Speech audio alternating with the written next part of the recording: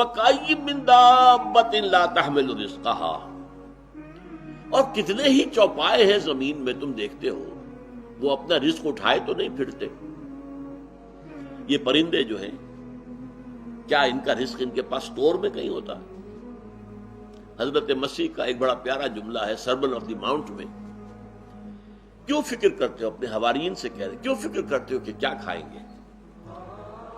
تم جنگل کی چڑیوں کو نہیں دیکھتے کہ وہ خالی پیٹ اپنے گھونسلوں سے نکلتی ہیں اور شام کو آسودہ ہو کر واپس آتی ہیں؟ ان کے پاس کہیں کوئی جمع تو نہیں ہے، کوئی ذخیرہ تو نہیں ہے گندم کا یا کسی اور چیز کا۔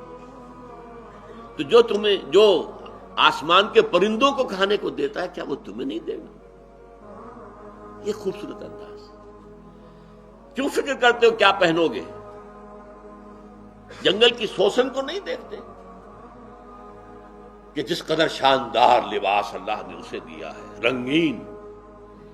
سلیمان بھی اپنی ساری شان و شوکت کے باوجود ویسا ملبس نہ تھا، ویسا لباس اس کے پاس بھی نہیں تھا۔ تو جو جنگل کی گھاس کو لباس دیتا ہے، جو آج ہے اور کل جھونک دی جائے گی آگ میں، کیا وہ تمہیں لباس نہیں پہنائے گا؟ یہ ہے توکل اللہ کی ذات پر۔ وَكَأَيٍّ مِّن دَابَّةٍ لَا تَحْمِلُ رِزْقَهَا اللَّهُ يَرْزُقُهَا وَإِيَّاكُمْ، اللہ ہی انہیں بھی رزق دیتا ہے، تمہیں بھی دے گا۔ کیوں فکر کرتے ہو کہ کل کیا کھائیں گے؟